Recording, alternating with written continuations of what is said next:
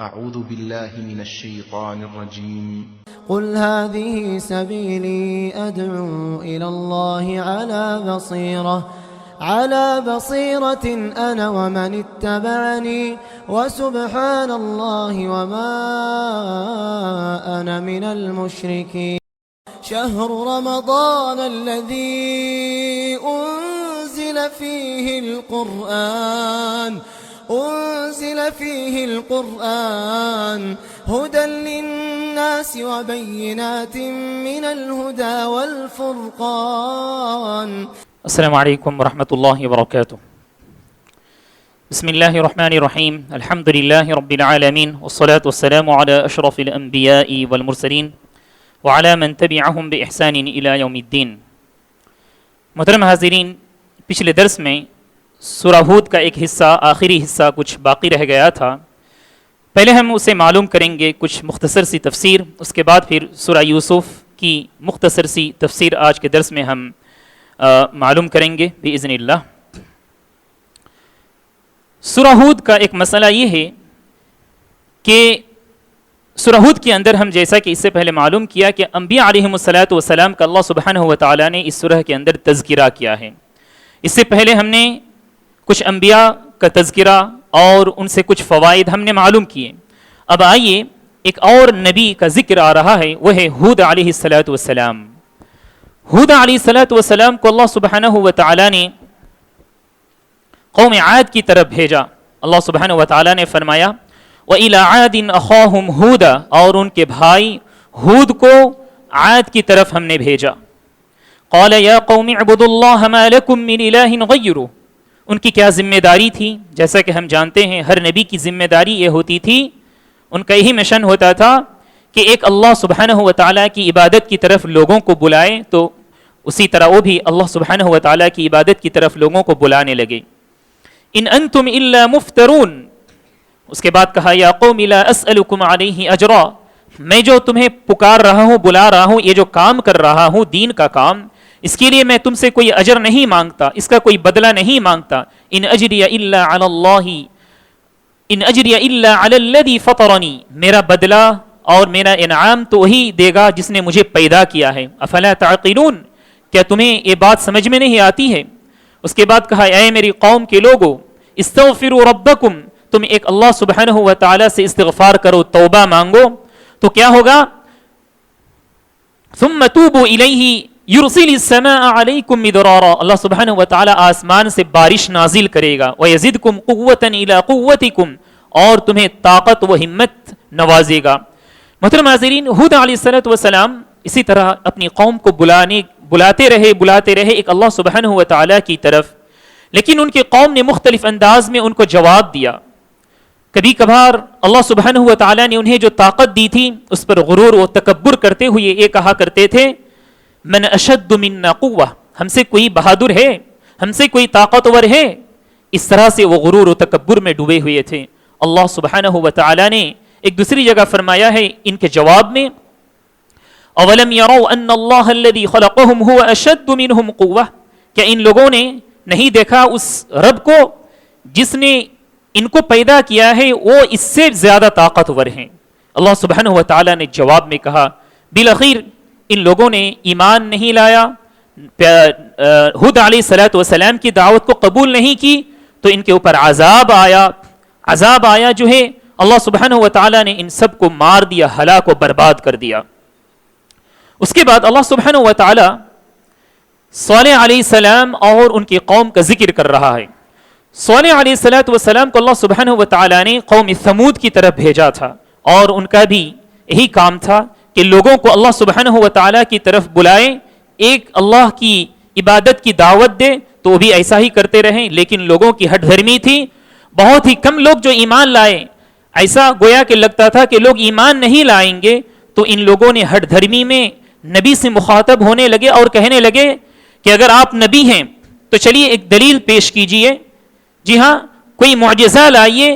تو اللہ سبحانہ و تعالیٰ نے معجزے کے طور پر ان کو جو ہے پہاڑ سے، چٹان سے، پتھر سے اونٹنی، جو حاملہ اونٹنی تھی، اس کو نکالا. حاملہ اونٹنی، اور اونٹنی پھر بچہ جنم دی. سبحان اللہ، یہ اللہ سبحانہ و تعالیٰ کا ایک کرشمہ تھا، اس نبی کے لیے ایک معجزہ تھا. لوگوں نے اپنی نظروں سے دیکھا، اپنی آنکھوں سے دیکھا، اس کے باوجود لوگوں کی اور شرارت بڑھ گئی. اونٹنی کے پیر کو لوگوں نے کاٹ دیا.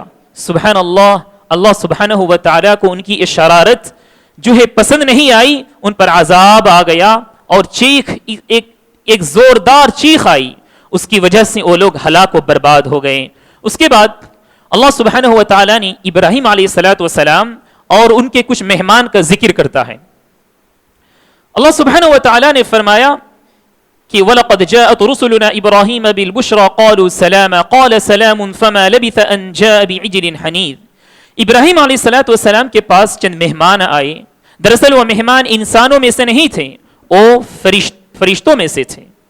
ابراہیم علیہ السلام کو شروع میں جو ہے سمجھ میں نہیں آیا. وہ مہمان نوازی کے لیے ایک جو ہے بچڑا اس کو تیار کیے، پکائے اور ان کے سامنے پیش کر دیے. ابراہیم علیہ السلام اس انتظار میں تھے کہ مہمان تناول کرے، کچھ کھائے، لیکن دیکھنے لگے کہ ان کے ہاتھ کھانے کی طرف نہیں بڑھ رہے ہیں. انہیں ڈر پیدا ہوا، جی ہاں ڈر محسوس ہوا. تو فرشتوں کو سمجھ میں آ گیا کہ ڈر محسوس کر رہے ہیں ابراہیم علیہ السلام. تو انہوں نے کہا کہ ڈرنے کی کوئی ضرورت نہیں ہے. قالوا لا تخف انا ارسلنا الى قوم لوط، کہ ہم فرشتے ہیں اللہ سبحانہ و تعالیٰ کی طرف سے بھیجے ہوئے ہیں قوم لوط کی طرف، تمہیں کوئی ڈرنے کی ضرورت نہیں ہے. اور فرشتوں نے اس وقت ابراہیم علیہ السلام کو بچے کی خوشخبری دی کہ تمہیں اولاد ہوگی. اور ان کی بیوی کھڑی ہوئی تھی، وہ ہنس پڑی تعجب سے کہ میں باج ہوں اور میرا شوہر وہ بوڑھا ہو گیا ہے، کیا اس عمر میں بچہ ہو سکتا ہے؟ اللہ سبحانہ و تعالیٰ کی طرف سے جواب، قالوا اتعجبین من امر اللہ رحمت اللہ وبرکاتہ علیکم اہل البیت. تمہیں تعجب ہو رہا ہے اللہ سبحانہ و تعالیٰ جو یہ کر رہا ہے، یہ اللہ سبحانہ و تعالیٰ کی طرف سے رحمت ہے اور اس کی برکت ہے. پھر اس کے بعد کیا ہوا؟ ابراہیم علیہ السلام کو جب پتا چلا کہ یہ فرشتے آ گئے ہیں، فرشتوں کا آنے کا مطلب کیا ہے، وہ سب پہلے جانتے تھے کہ لوط علیہ السلام کی قوم کی کیا شرارت تھی. انہیں سمجھ میں آ گیا کہ یہ لوگ عذاب لے کر آئے ہوئے ہیں. تب انہوں نے کہا کہ وہاں تو لوط بستے ہیں اور ان کو کچھ ماننے والے لوگ ہیں، تو کہا تمہیں اس بات کی فکر کرنے کی کوئی ضرورت نہیں ہے. بہرحال ابراہیم علیہ السلام کے پاس سے لوط علیہ السلام کے پاس چلے گئے جس بستی میں وہ رہا کرتے تھے. لوط علیہ السلام کے پاس جب چلے گئے اور ان کی قوم کی شرارت یہ تھی، بدبختی یہ تھی کہ وہ عورتوں کے مقابلے میں مردوں سے دلچسپی زیادہ رکھتے تھے اپنی نفس، خواہشات نفس کو مکمل کرنے کے لیے. جب یہ فرشتے وہاں پہنچ گئے ان کی بستی میں، بہت خوبصورت نوجوان کی شکل میں تھے یہ فرشتے. لوگوں کو پتہ نہیں چلا، بلکہ لوط علیہ السلام کو بھی معلوم نہیں تھا کہ یہ فرشتے ہیں. ان کو بھی یہی سمجھ میں آیا کہ یہ انسان ہیں. تو لوط علیہ السلام کے پاس جب ٹھہرے یہ فرشتے مہمان کی شکل میں، تو لوط علیہ السلام نے بھی کچھ مہمان نوازی وغیرہ کرنے لگے. اتنے میں کیا ہوا، ان کے قوم کے لوگ امنڈ پڑے، بہت بھاگتے ہوئے آئے. وجاءه قومه يهرعون الیہ، بھاگتے ہوئے آئے ان کے پاس، لپکتے ہوئے آئے کہ ان کو حاصل کریں اور اپنا جو برا ارادہ ہے اس کو مکمل کرے. سبحان اللہ. لوط علیہ السلام بہت بے بسی کا احساس کرنے لگے. بہت بے بسی کا احساس انہیں ہونے لگا کہ اگر میرے پاس کوئی طاقت ہوتی ان کو روکنے کے لیے تو میں روکتا. یہاں تک کہ کہنے لگے کہ قال یا قوم هؤلاء بناتي هن اطهر لكم فاتقوا الله ولا تخزوني في ضيفي اليس منكم رجل رشيد. کہ اے لوگو، اگر تمہیں خواہش کو پوری کرنی ہے تو میری ایک بیٹیاں ہیں، میری ایک لڑکیاں ہیں، ان سے نکاح کرو اور اپنی خواہشات کو پوری کرو. اتنی بے بس ہو گئے تھے اور وہ کہنے لگے میرے پاس کوئی اور طاقت نہیں ہے. تم چنانچہ میرے جو یہ مہمان ہیں ان کے بارے میں جو ہے مجھے شرمندہ مت کرو. سبحان اللہ. جب فرشتوں نے دیکھا ایک نبی کی بے بسی کو تو وہ کہنے لگے قالوا یا لوط انا رسل ربک، اے لوط ہم اللہ کی طرف سے بھیجے ہوئے فرشتے ہیں. لن یصلوا الیک، یہ تم تک پہنچنے والے نہیں ہے. فاسر باہلک بقطع من اللیل ولا يلتفت منکم احد الا امرأتک، رات کے ایک حصے میں آپ نکل پڑیے اس بستی سے، اس بستی کو چھوڑ کر نکل جائیے، اور آپ کے ساتھ جو مومن ہو گئے ہیں، ایمان لا لیے ہیں، وہ بھی رہیں گے، لیکن آپ کی بیوی نہیں رہے گی، کیونکہ ان کی بیوی لوط علیہ السلام کی بیوی بھی کافرہ تھی، وہ ایمان نہیں لائی تھی۔ تو ایسا ہی ہوا، لوط علیہ السلام اس بستی کو چھوڑ کر دوسری جگہ چلے گئے، اور اللہ سبحانہ و تعالیٰ کا عذاب صبح صبح آ گیا۔ اللہ سبحانہ و تعالیٰ نے فرمایا اس عذاب کے تعلق سے، فَلَمَّا جَاءَ أَمْرُنَا جَعَلْنَا عَالِيَهَا سَافِلَهَا وَأَمْطَرْنَا عَلَيْهَا حِجَارَةً مِّن سِجِّيلٍ مَّنضُودٍ۔ جب اللہ تعالیٰ کا عذاب آیا، عذاب کی کیا شکل تھی؟ ان کی بستی کو الٹ دی گئی، نیچے کے حصے کو اوپر کر دیا گیا، اور اوپر کے حصے کو نیچے میں لا دیا گیا، اور اللہ سبحانہ و تعالیٰ نے ان پر پتھر کی بارش برسائی۔ اس طرح سے اللہ سبحانہ و تعالیٰ نے اس قوم کو، اس بدبخت قوم کو اللہ سبحانہ و تعالیٰ نے اس دنیا سے مٹا دیا۔ اس کے بعد آئیے حضرات، اللہ سبحانہ و تعالیٰ شعیب علیہ السلام کا ذکر کرتا ہے۔ شعیب علیہ السلام کو مدین، اہل مدین کی طرف بھیجا گیا تھا۔ یہ لوگ، ان لوگوں کو بھی، اے نبی کا جو کام ہوتا ہے، لوگوں کو اللہ کی طرف بلانے کا کام بلاتے گئے۔ لوگوں کی ہٹ دھرمی تھی، ایمان لانے والے نہیں تھے، لیکن ان لوگوں کے اندر ایک بہت بڑی برائی تھی۔ وہ برائی کیا تھی کہ یہ لوگ ناپ تول میں کمی کیا کرتے تھے، جیسا کہ اس سے پہلے بھی آیا ہے، لوٹ پاٹ بھی کیا کرتے تھے، لوگوں کے مالوں کو لوٹ لیتے تھے۔ اس طرح کی جو ہی برائیاں ان لوگوں کے اندر تھیں، تو سبحان اللہ ان لوگوں نے بھی شعیب علیہ السلام پر ایمان نہیں لایا۔ بالآخر اللہ سبحانہ و تعالی نے بھی ان پر جو ہے ایک چیخ و پکار بھیجا، کہا کہ وَلَمَّا جَاءَ أَمْرُنَا نَجَّيْنَا شُعَيْبًا وَالَّذِينَ آمَنُوا مَعَهُ بِرَحْمَةٍ مِنَّا وَأَخَذَتِ الَّذِينَ ظَلَمُوا الصَّيْحَةُ، کہ ہم نے شعیب کو اور ان کے کچھ ماننے والوں کو ہم نے بچا لیا، اور اس کے بعد ایک چیخ، زوردار کی چیخ آئی اور ان کو مٹا دیا۔ فَأَصْبَحُوا فِي دِيَارِهِمْ جَاثِمِينَ، یہ لوگ اپنے گھروں میں اس طرح پڑے تھے، بالکل مردہ پڑے ہوئے تھے، جیسا کہ لگتا ہے کوئی تنا وغیرہ پڑا ہوا ہے۔ اس کے بعد آئیے حضرات، اللہ سبحانہ و تعالی نے، جیسا کہ اس سے پہلے بھی گزرا ہے، فرعون اور موسیٰ علیہ السلام کا تذکرہ اس میں بھی آیا ہے۔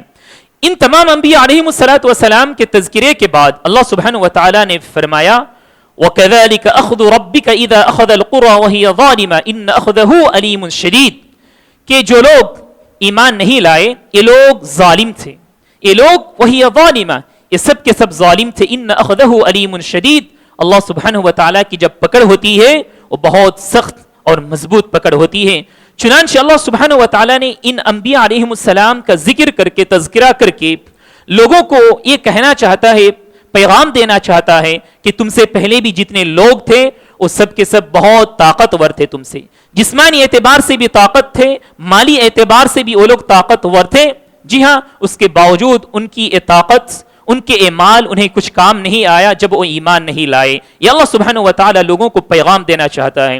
اس کے بعد آئیے حضرات، نیکی کے بارے میں اللہ سبحانہ و تعالی کہتا ہے ان الحسنات یذہبن السیئات، کہ نیکیاں برائیوں کو مٹا دیتی ہے۔ ان الحسنات یذہبن السیئات، ہم جانتے ہیں جیسا کہ نماز ہے، روزہ ہے، جیسا کہ حدیث کے اندر آیا ہے کہ ایک رمضان سے لے کر دوسرے رمضان تک اس کے درمیان جتنی برائیاں یعنی غلطیاں ہوتی ہیں انسان سے، وہ غلطیاں اللہ سبحانہ و تعالی معاف کر دیتا ہے۔ لیکن جو گناہ اصغر ہے، کبیرہ گناہ اور صغیرہ گناہ کہا جاتا ہے، صغیرہ گناہ جو ہے نیکیوں کے بدلے میں اللہ سبحانہ و تعالی کا ایک فضل و کرم ہے، وہ معاف کر دیتا ہے، مٹا دیتا ہے۔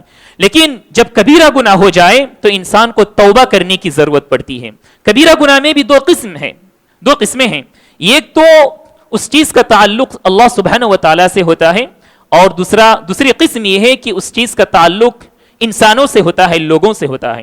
جب اس گناہ کا تعلق کسی انسان کے حق سے ہو، اس آدمی کو چاہیے کہ اس انسان کا حق واپس کر دے، اس سے جو ہے معافی مانگے۔ لیکن اللہ سبحانہ و تعالی کے ساتھ اگر کوئی آدمی کوئی کبیرہ گناہ، اللہ سبحانہ و تعالی سے متعلق جب کوئی کبیرہ گناہ ہوتا ہے تو آدمی کو چاہیے کہ بس اللہ سے استغفار اور توبہ کر لے، تو اللہ سبحانہ و تعالی معاف کر دیتا ہے۔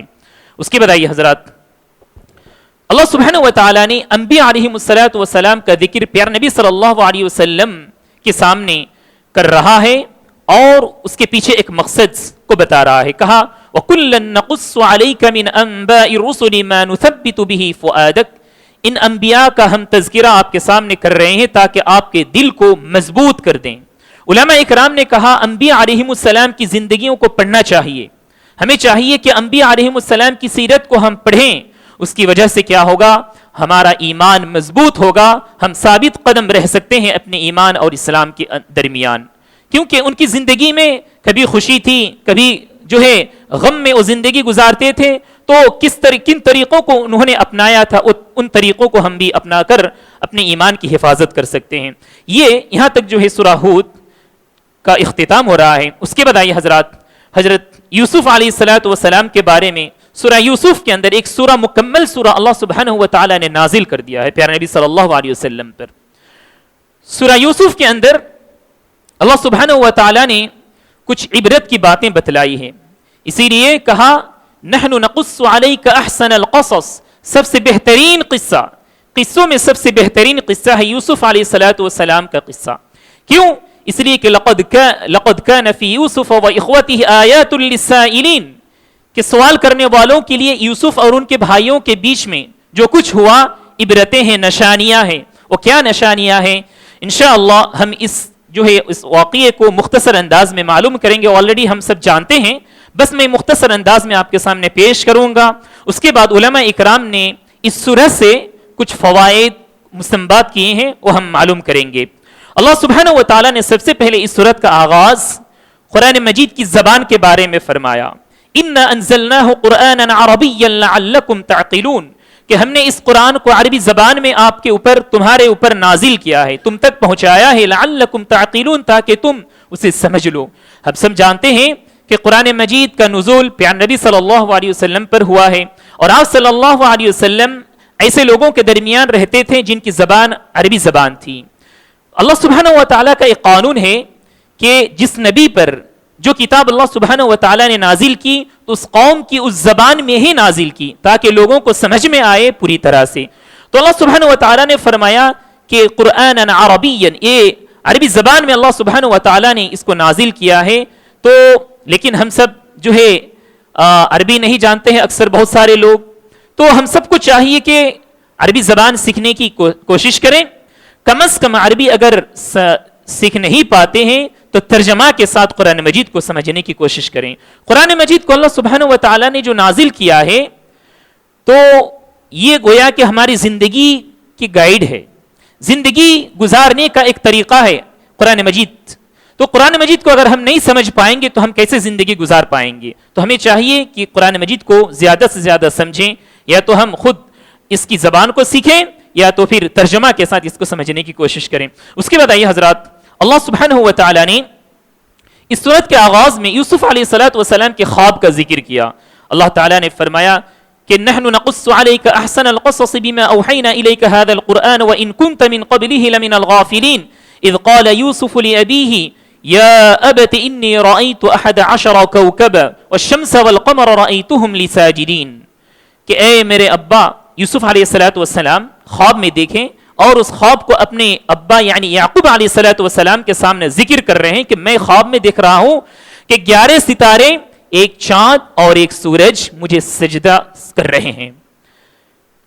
یعقوب علیہ الصلوۃ والسلام وہ خود نبی تھے, انہیں پتہ چل گیا کہ اللہ سبحانہ و تعالی کا ایک احترام اور اللہ سبحانہ و تعالی کا ایک انعام ان پر ہو رہا ہے, وہ نبوت کا انعام. انہیں پتہ چل گیا تو انہوں نے تنبیہ کی کہ کہا کہ اے میرے بیٹے کہ تم اس خواب کو اپنے بھائیوں کے درمیان پیش نہیں کرنا, ذکر نہیں کرنا. کیوں؟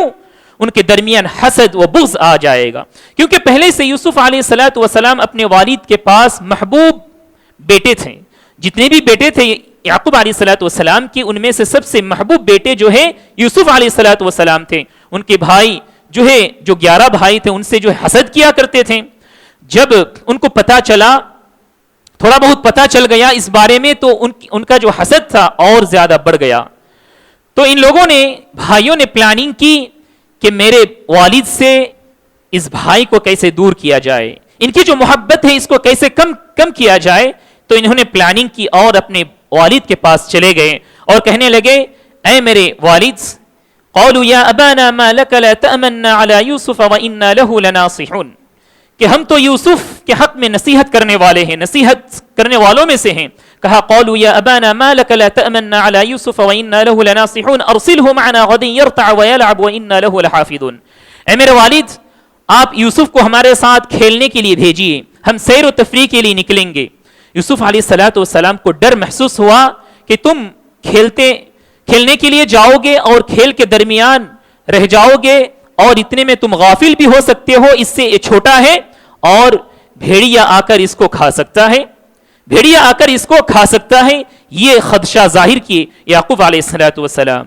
جب یہ لوگ چلے گئے یوسف علیہ السلام کو لے کر، تو ان کے والد نے جو شک اور خدشے کا اظہار کیا تھا اسی کو ان لوگوں نے استعمال کیا. ان لوگوں نے اسی کو استعمال کیا، معاف کرنا، استعمال تو پوری طرح سے نہیں کیا، استعمال کرنے کے لیے جو ہے پلاننگ کیے، تیاری کیے کہ چلو یوسف کو قتل کر دیتے ہیں، نعوذ باللہ اس کو مار دیتے ہیں. تو ان بھائیوں میں سے کسی نے کہا کہ ایسا نہیں کریں گے، کم از کم اس کو زندہ ہی چھوڑ دیتے ہیں، اس کو کنویں میں ڈال دیتے ہیں، کوئی دوسرے لوگ آ کر اس کو لے کر چلے جائیں گے، وہ تو دور ہو جائے گا. ہمارا جو مقصد ہے کہ ہماری محبت اپنے باپ سے زیادہ ہو جائے، وہ ہمیں حاصل ہو جائے گی. تو انہوں نے ایسا ہی کیا، یوسف علیہ السلام کو کنویں میں ڈال دیا. وہ بہت اندھیرا کنواں تھا، یوسف علیہ السلام کو ڈال دیے. اور ان لوگوں نے یعقوب علیہ السلام کا جو خدشہ تھا کہ بھیڑیا اس کو کھا لے گا، ان لوگوں نے کیا کیا، ایک بکری کو پکڑ کر مار دیا اور اس کا خون کو لے کر جو ہے ان کے قمیص میں یعنی لپیٹ دیے، قمیص کو لپیٹ دیے، اس خون میں ملا دیے. اس کے بعد ان لوگوں نے جا کر یعقوب علیہ السلام کے پاس پیش کیا کہ ایسا ہی ہوا ہے، بھیڑیا نے آ کر اس کو کھا لیا ہے، ہم کیا کریں گے، ہم بہت بے بس تھے اور رونے لگے. وجاءوا اباهم عشاء يبكون، عشاء کے وقت یہ لوگ آئے اور رو کر یہ کہنے لگے کہ ایسا ہی ہوا ہے. جو ہے یوسف علیہ السلام کے پاس اور کوئی راستہ نہیں تھا، وہ بس صبر کرنے لگے. فصبر جمیل، کہ میں صبر جمیل استعمال کرتا ہوں، صبر کرتا ہوں. سبحان اللہ. جب ایسا ہی ہوا تو یوسف علیہ السلام کنویں میں تھے اور ایک قافلہ گزرا اس کنویں کی جانب سے. اس قافلے کو جو ہے پانی کی ضرورت تھی، تو وہ لوگ پانی کے لیے ان میں سے کسی ایک کو بھیج دیے کنویں کے پاس. اور ان لوگوں نے اور اس آدمی نے کیا کیا، پانی لینے کے لیے ڈول ڈالا، ایک بکیٹ اس میں ڈال دی. بکیٹ ڈالنے کے بعد جب پانی اٹھانے گیا وہ آدمی، تو دیکھا ایک بچہ، خوبصورت سا ایک بچہ، چھوٹا سا ایک بچہ اس ڈول میں آ گیا. تو یہ لوگ بہت خوش ہو گئے کہ چلو اس کو ہم بیچ دیں گے، کچھ پیسے حاصل ہو جائیں گے. تو ان لوگوں نے کیا کیا، مصر میں جا کر یوسف علیہ السلام کو بازار میں دے دیے کچھ پیسے، کچھ رقم کے عوض. تو یوسف علیہ السلام اس بازار میں تھے. بس میں مختصر سے کہتا ہوں، تو جو ہے اس وقت کے جو بادشاہ تھے مصر کے، وہ اور ان کی بیوی نے یوسف علیہ السلام کو جو ہے وہاں سے خرید لیا. یوسف علیہ السلام جو ہے اب دربار میں پہنچ گئے، بادشاہ کے دربار میں. بادشاہ کے دربار میں جانے کے بعد یوسف علیہ السلام بچپن کے جو ہے دور سے نکل کر جو ہے نوجوانی کے وقت میں آ گئے، جوان ہو گئے. اللہ سبحانہ و تعالی نے فرمایا وَلَمَّا بَلَغَ أَشُدَّهُ وَاسْتَوَى آتَيْنَاهُ حُكْمًا وَعِلْمًا. جب وہ نوجوان ہو گئے تو کیا کی، ہم نے اس کو حکمت عطا کی. اللہ سبحانہ و تعالی نے ان کو حکمت و دانائی عطا کی. اس کے بعد یوسف علیہ السلام کو امتحان کا سامنا کرنا پڑا. یوسف علیہ السلام اس دربار میں رہتے تھے، لیکن اس بادشاہ کی جو بیوی تھی اس کی غلط نظر یوسف علیہ السلام پر پڑی. اس نے پلاننگ کی یوسف علیہ السلام کو اپنے چال میں پھنسانے کے لیے. تو وہ اس عورت نے یوسف علیہ السلام سے بدکاری کرنے کی دعوت دی. لیکن یوسف علیہ السلام ایک اللہ کو ڈرتے تھے. انہوں نے کیا کیا، بھاگنے لگے. واستبق الباب وراءته التي هو في بيتها عن نفسه وغلقت الابواب وقالت هيت لك. کہا کہ آ جاؤ. اس نے کیا کیا، دروازوں کو بند کر دیا. اور اتنے میں کیا ہوا، اس بادشاہ آ گیا، بادشاہ کی حاضری ہو گئی. بادشاہ جو ہی آ گیا تو وہ پھر بدل گئی، کہنے لگی کہ دیکھو یہ وہ بندہ ہے جس کو ہم نے پالا پوسا اور مجھ سے بدکاری کرنا چاہ رہا ہے. وہ بالکل بدل گئی. یوسف علیہ السلام بہت بے بس تھے اس وقت. یوسف علیہ السلام بہت بے بس تھے، بلکہ اس کے دربار سے کسی نے کہا کہ یعنی گواہی دی کہ اگر پیچھے کا کپڑا پھٹا ہوا ہے تو سمجھو کہ یہ عورت جھوٹی ہے اور یوسف علیہ السلام سچے ہیں. اور اگر سامنے کا جو ہے کپڑا پھٹا ہوا ہے تو سمجھو یوسف علیہ الصلوۃ والسلام جھوٹے ہیں اور یہ عورت سچی ہے. تو اس طرح سے بات ہو جانے کے باوجود اس عورت نے ورغلایا اس بادشاہ کو, اپنے شوہر کو, کہ آپ کیسے برداشت کر سکتے ہو جس نے اس آدمی کو جس نے اپنی بیوی کے ساتھ اس طرح کی حرکت کی, اس کو تو چاہیے کہ جیل میں ڈال دیا جائے. تو ایسا ہی کیا گیا. یوسف علیہ الصلوۃ والسلام کو جو ہے اس عورت کی سازش میں پڑنی پڑی اور جیل تک پہنچ گئے. سبحان اللہ. جیل میں جانے کے بعد بھی یوسف علیہ الصلوۃ والسلام چونکہ ایک نبی تھے, اس جیل میں جانے کے بعد اپنا جو کام تھا دعوت کو دینے لگے. یوسف علیہ السلام کا جب دخول ہوا اس جیل میں تو ان کے ساتھ ساتھ 2 نوجوان 2 آدمی بھی اس میں داخل ہوئے, وہ بھی مجرم تھے, مجرمین میں سے تھے. جب یہ دونوں داخل ہوئے تو ان دونوں کے ساتھ ایک واقعہ پیش آیا کہ یہ دونوں خواب میں دیکھیں. ان میں سے ایک جو ہے عصیر نچوڑ رہا ہے, جوس تیار کر رہا ہے اور پلا رہا ہے اپنے بادشاہ کو, اور دوسرا جو ہے وہ دیکھ رہا ہے خواب میں کہ وہ سر میں کچھ لیا ہوا ہے اور اس سے پرندے نوچ نوچ کر کھا رہے ہیں. یوسف علیہ الصلوۃ والسلام کے پاس آئے یہ دونوں اور کہنے لگے کچھ اس کا مطلب بتاؤ. ان کو پتہ چل گیا تھا یہ نبی ہے, اچھا آدمی ہے.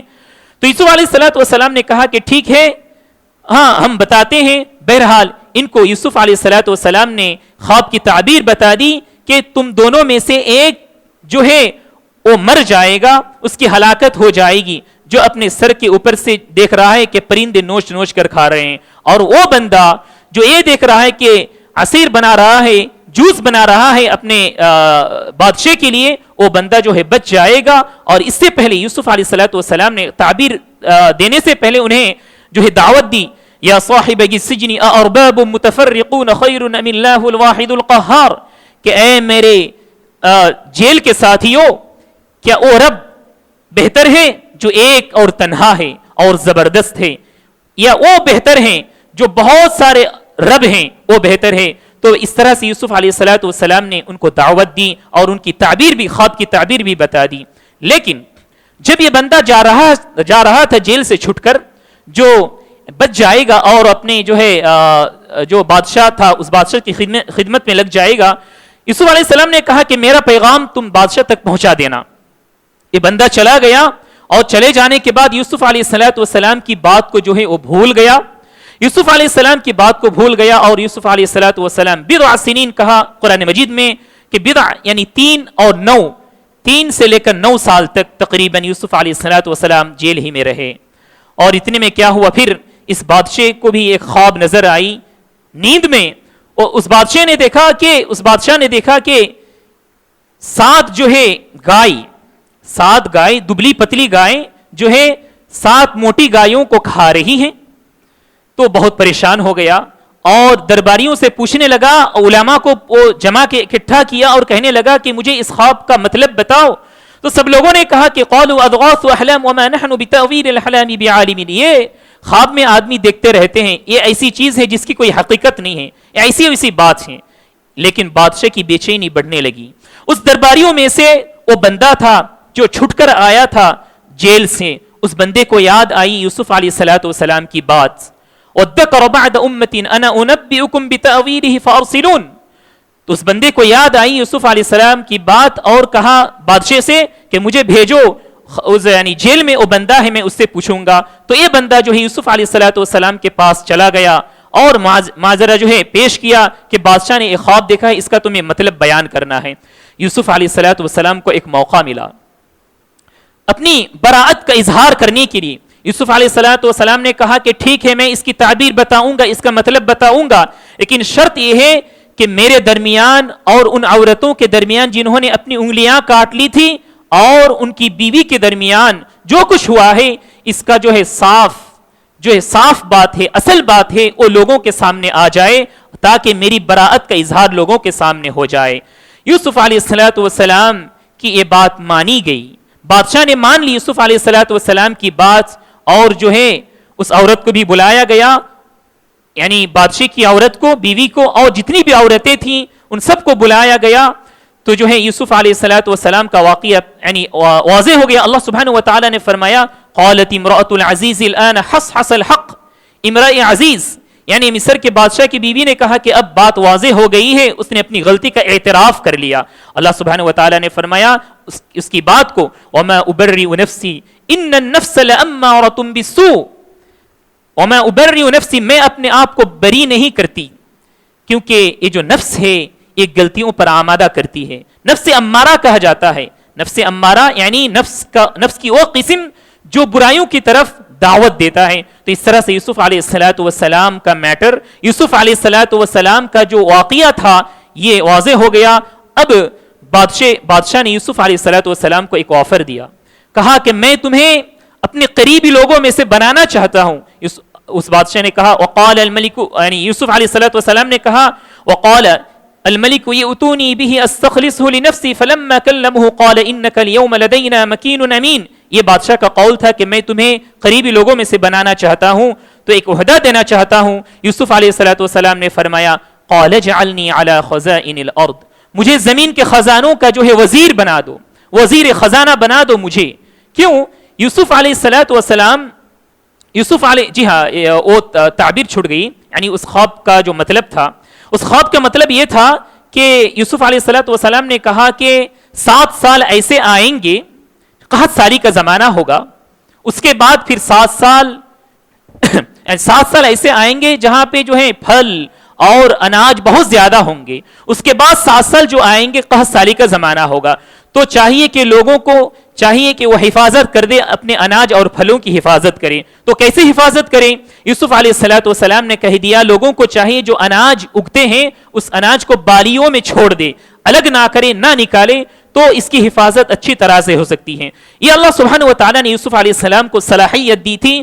تو یوسف علیہ السلام نے اپنی صلاحیت کو استعمال کرتے ہوئے کہا کہ مجھے زمین کے خزانے کا وزیر بنا دیجئے. علماء کرام نے کہا ہے کہ جب کسی معاشرے میں کسی جگہ آدمی اپنے آپ کو یہ محسوس کرے کہ میرے علاوہ اس جگہ کوئی نہیں ہے اس ذمہ داری کو سنبھالنے کے لیے، کسی کے پاس وہ صلاحیت نہیں ہے، اسی کے پاس وہ صلاحیت ہے، تو آدمی اپنے آپ کو بڑھ کر پیش کر سکتا ہے کہ جی ہاں مجھے اس کے لیے تیار کر دیجئے، مجھے مقرر کر لیجئے. اس کے لیے آدمی اپنے آپ کو پیش کر سکتا ہے. کیونکہ حدیث کے اندر آیا ہے کہ عہدے کے لیے اگر کوئی آدمی اپنے آپ کو پیش کرے یہ اللہ سبحانہ و تعالیٰ کو پسند نہیں ہے. اللہ سبحانہ و تعالیٰ اس بندے کو اسی کے حال میں چھوڑ دیتا ہے. اللہ تعالیٰ کی کوئی مدد نہیں رہتی. منصب، عہدہ لوگ جب تیار کریں کسی کے لیے وہ الگ بات ہے، لیکن کوئی آدمی اپنے آپ کو پیش نہ کرے تو اپنے آپ کو پیش کرنے سے اللہ تعالیٰ کی کوئی مدد نہیں ہوتی. لیکن علماء اکرام نے کہا کہ ایسی سچویشن میں آدمی ہے کہ اس کے علاوہ کوئی اور نہیں ہے تو آدمی اپنے آپ کو پیش کر سکتا ہے.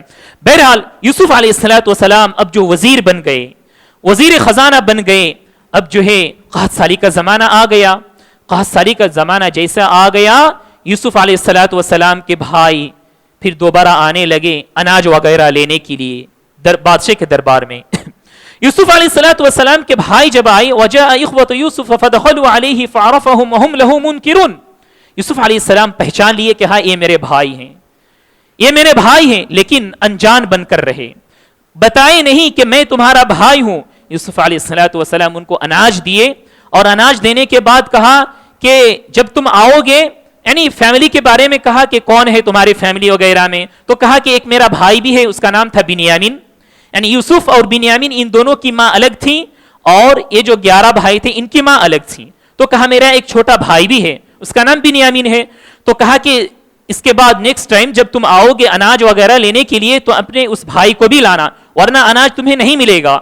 تو یہ پھر کیا کیے، یہ بھائی چلے گئے اپنے والد کے پاس اناج وغیرہ لے کر اور بہت تعریف کرنے لگے کہ ایسے ایک آدمی سے ہم ملے جو وزیر ہے، وہ ہمارے ساتھ بہت اچھا سلوک تھا ان کا، بہت اچھی طرح سے ہماری جو ہے دیکھ بھال کیے. بہت تعریف کرنے لگے اپنے باپ یعقوب علیہ السلام کے پاس اور کہنے لگے، انہوں نے کہا ہے کہ ہمارے یہ جو بھائی ہیں ان کو بھی لے کر جانا ہے ورنہ ہمیں نہیں دیں گے. بہرحال وہ اپنے بھائی کو پھر دوبارہ لے کر گئے جب اناج لینا تھا ان کو. جب لے کر گئے یوسف علیہ السلام پہچان لیے، پہلے سے تو جانتے تھے وہ بھائی آنے والا ہے، تو انہوں نے کہا اپنے اس بھائی سے کہ میں تمہارا بھائی ہوں، میں تمہارا بھائی ہوں، تمہیں گھبرانے کی ضرورت نہیں ہے. بہرحال جب اناج دے رہے تھے، اناج دیتے وقت اپنے جو درباریوں میں سے کسی جو ذمہ دار تھے اناج دینے کی ذمہ داری میں جو آدمی تھا، اس سے انہوں نے کہہ دیا یوسف علیہ الصلوۃ والسلام نے، جب ان کو اناج دو گے، ان کے جو یعنی پیکٹس وغیرہ ہیں، ان کو جو جب دو گے تم، تو بادشاہ کا جو خاص پیالہ ہوتا ہے جو جس کو استعمال کرتا ہے، کہا کہ اس کو تم اس کے اندر رکھ دو، اس کے اندر رکھ دو، تاکہ ہم اس کے ذریعے سے، اس پلاننگ کے ذریعے سے اس بھائی کو اپنے پاس روک لیں۔ بس ایسا ہی کیا گیا۔ جب وہ لوگ نکل رہے تھے دربار سے، اعلان ہوا، اعلان کرنے والا نے اعلان کر دیا، اذن مؤذن ایتها العیر انکم لسارقون، اے لوگوں تم میں سے کوئی ہے چوری کرنے والا ہے، تم میں سے کوئی چور ہے۔ ان لوگوں نے کہا کہ ہم تو ایسے نہیں ہیں، ہم بہت امانت دار والے ہیں، لیکن کہا کہ نہیں، تمہارے جو مال ہیں، تمہارے جو بیگز وغیرہ ہیں، اس کی تلاشی لی جائے گی، جی ہاں سرچ کی جائے گی۔ تو بس سرچ کرنے لگے، لیکن ابتدا کن سے کیے؟ بنیامین سے کیے، یعنی یوسف علیہ السلام کے جو چھوٹے بھائی تھے ان سے شروع کیے۔ بس جیسے ہی سرچ کرنے لگے وہ پیالہ مل گیا، تو بس یوسف علیہ السلام نے کہا ہمارا طریقہ یہی ہے، جس کے پاس وہ مال ملے گا، یعنی وہ چیز پیالہ ملے گا، اس کو ہم اس کے بدلے میں روک دیں گے۔ تو بس اور پریشان ہو گئے اے بھائی، یہ لوگ جانتے تھے کہ پہلے تو ہم یوسف کو کھو دیے ہیں، اب پھر بنیامین کو کھو کر ہم کیا جواب دیں گے اپنے باپ کے پاس۔ تو بہرحال بنیامین کو وہیں پہ رکنا پڑا۔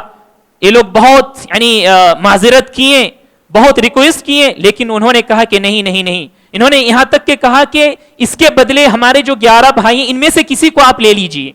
تو یوسف علیہ السلام نے کہا قال معاذ اللہ ان ناخذ الا من وجد متاعنا عنده الا من وجدنا متاعنا عنده ان اذا لظالمون، ہم جس کے پاس وہ پیالہ پائے ہیں اسی کو رکھیں گے، اس کے بدلے اگر کسی دوسرے کو لیں گے تو گویا کہ ہم ظالم لوگوں میں سے ہو جائیں گے، اس پر ظلم ہوگا۔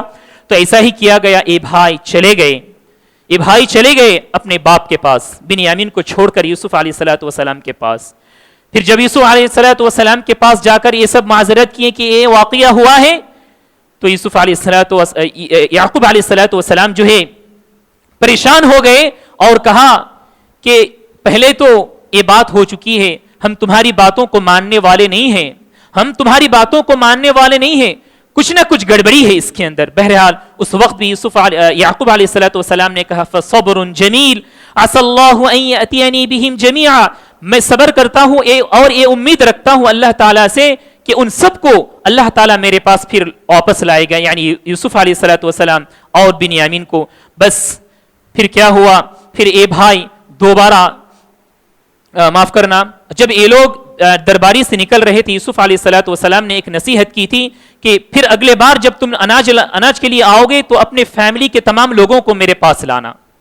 بہرحال پھر تیسری مرتبہ جب یہ لوگ گئے یوسف علیہ السلام کے پاس پوری فیملی کے ساتھ جب گئے تو یوسف علیہ السلام نے ان کو دیکھا کہ والدین بھی ہیں، تمام کے تمام بھائی بھی ہیں، 11 بھائی اور یہ والدین۔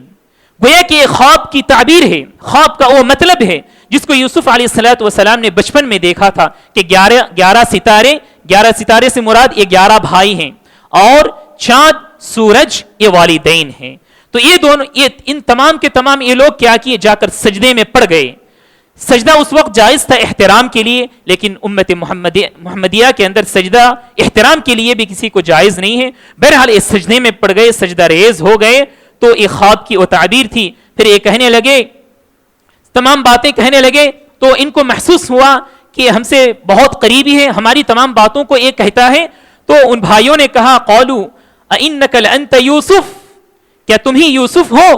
تو یوسف علیہ السلام نے کہا قال انا یوسف وهذا اخی، میں یوسف ہوں اور یہ میرا بھائی ہے۔ قد من اللہ علینا، اللہ سبحانہ وتعالی کا احسان ہے ہم پر۔ انہ من یتقی ویصبر فان اللہ لا یضیع اجر المحسنین، جو بندہ اللہ سبحانہ وتعالی سے تقوی اختیار کرتا ہے، ڈرتا ہے اور صبر اختیار کرتا ہے، اللہ سبحانہ وتعالی اچھائی کرنے والوں کا جو ہے ان کا جو اجر ہوتا ہے اس کو ضائع نہیں کرتا ہے۔ یہ اللہ سبحانہ وتعالی نے یعنی یوسف علیہ السلام کی زبان سے کہہ دیا۔ تو بہرحال یہ جو بھائی تھے بہت منت و سماجت کرنے لگے، اپنی برائی کا ان کو جب احساس ہوا تو معافی مانگنے لگے۔ یوسف علیہ السلام نے کہا لا تثریب علیکم اليوم یغفر اللہ لکم وہو ارحم الراحمین، کوئی بات نہیں ہے، سب معاف ہے۔ یغفر اللہ سبحانہ وتعالی معافی کرے گا، وہو ارحم الراحمین، وہ بہت ہی رحم و کرم کرنے والا ہے۔ محترم حاضرین، یہ اس کے درمیان اور ایک چیز چھوٹ گئی تھی. جب یہ لوگ لاسٹ ٹائم جب اپنے باپ کے پاس جا رہے تھے, یوسف علیہ الصلوۃ والسلام نے ایک قمیض دی تھی, اپنا ایک لباس دیا تھا. اس لباس کے ذریعے سے کیا ہوا تھا, یعقوب علیہ الصلوۃ والسلام کی بینائی واپس آئی تھی. یعنی یوسف اور بنیامین کی وجہ سے یعقوب علیہ الصلوۃ والسلام رو رو کر اپنی آنکھوں کی بینائی کو کھو بیٹھے تھے. ان کی آنکھیں جو ہے سفید ہو گئی تھی, لیکن اللہ سبحانہ و تعالیٰ کا کرشمہ تھا, اللہ سبحانہ و تعالیٰ کا معجزہ تھا یوسف علیہ الصلوۃ والسلام کے لیے اور یعقوب علیہ الصلوۃ والسلام کے لیے بھی, کہ اس قمیص کے ذریعے سے ان کی آنکھوں کی بینائی دوبارہ واپس آئی. بہرحال یہ سب جو واقعہ ہوا تھا, اس واقعے سے کچھ ہمیں فوائد معلوم ہوتے ہیں. میں بس 2 منٹ کے اندر آپ کے سامنے رکھ کر ختم کروں گا آج کی مجلس. محترم حاضرین, اللہ سبحانہ و تعالیٰ نے جیسا کہا کہ اس کے اندر یوسف اور یہ جو قصہ جو گزرا ہے, اس کے اندر لوگوں کے لیے, غور و فکر کرنے والوں کے لیے بہت عبرتیں ہیں. سب سے پہلی بات تو یہ ہے کہ آدمی کے پاس جب کوئی نعمت ہو, جب کوئی نعمت پائے اور اس کو ایک خدشہ محسوس ہو, یہ احساس ہو اس نعمت کو اگر میں ظاہر کروں لوگوں کے سامنے تو ہو سکتا ہے اس کی وجہ سے لوگ مجھے نقصان پہنچائیں گے, تو آدمی کو رک جانا چاہیے, وہاں لوگوں کے پاس وہ چیز نہ بیان کریں. اس کے بعد کہا ایک دوسرا فائدہ یہ بھی ہے کہ خیر خواہی کے لیے برائی کا ذکر کر سکتے ہیں. کوئی برا آدمی ہے معاشرے کے اندر, تو آدمی اس برے آدمی کی برائی سے بچانے کے لیے آدمی جو ہے اس کی برائی کو دوسرے آدمی کے سامنے پیش کر سکتا ہے. جی ہاں. اس کے بعد کہا کہ اولاد کے درمیان جو ہے انصاف ہونا چاہیے. اولاد کے درمیان اگر اونچ نیچ ہو تو بچوں کے درمیان, اولاد کے درمیان حسد و بغض یہ چیز پیدا ہو جاتی ہے, جیسا کہ یعقوب علیہ الصلوۃ والسلام کی اولاد کے ساتھ ہوا تھا. اسی طرح حضرات, ایک جھوٹ کئی جھوٹوں کو جنم دیتا ہے. کیوں؟ جیسا کہ یعنی یعقوب علیہ الصلوۃ والسلام کے بچے یوسف علیہ الصلوۃ والسلام کے بھائی جو ہے ایک جھوٹ ان کے سامنے آ کر بیان کیے کہ اس طرح سے ہوا کہ ان کو بھیڑیا نے کھا لیا ہے, اس طرح سے اور کہنے لگے کہ وہ آ کر ایسا کیا ویسا کیا. یعنی ایک جھوٹ کے لیے کئی جھوٹ ان کو بولنا پڑا. تو ایک جھوٹ کے بجائے ایک جھوٹ نہ کہہ کر آدمی کو چاہیے سچی بات کہہ دے, تو اس کی وجہ سے دوسری برائیوں سے آدمی جو ہے بچ سکتا ہے.